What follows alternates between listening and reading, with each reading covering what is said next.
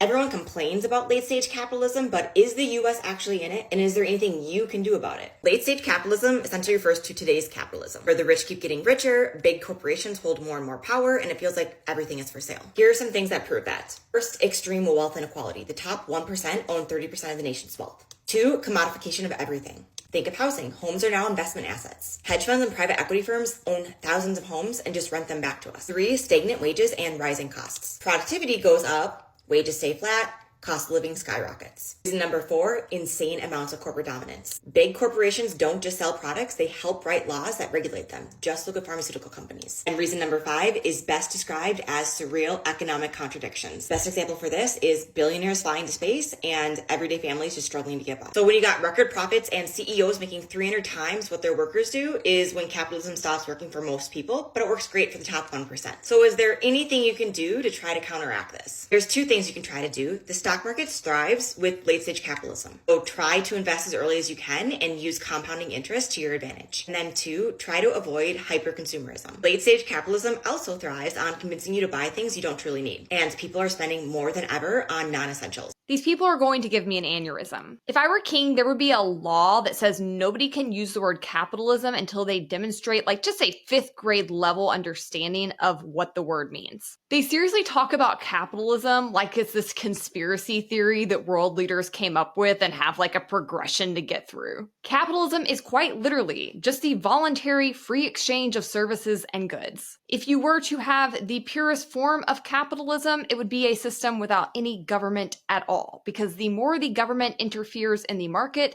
the less free market capitalism you have. And what you'll notice is that both in her video and absolutely any other time, people say late stage capitalism. The issues that they talk about are all things that the government has created, not the market. Every single problem she describes traces back to the 1970s when we got off the gold standard and allowed the Federal Reserve and politicians to start spending us into oblivion, which, by the way, most people on the left support. They want more big government. They want even more spending. And then they turn around and complain about the results of those policies and those ideas and blame it on capitalism. It is so economically illiterate, it makes my brain bleed. If you don't like the state of the market you are living in right now, there are things you can do about it, but consuming less and investing in the stock market are not high on that list. What you would actually have to do is support policies that get rid of government programs, that reduce government spending, that attach our dollar to some kind of actual value again.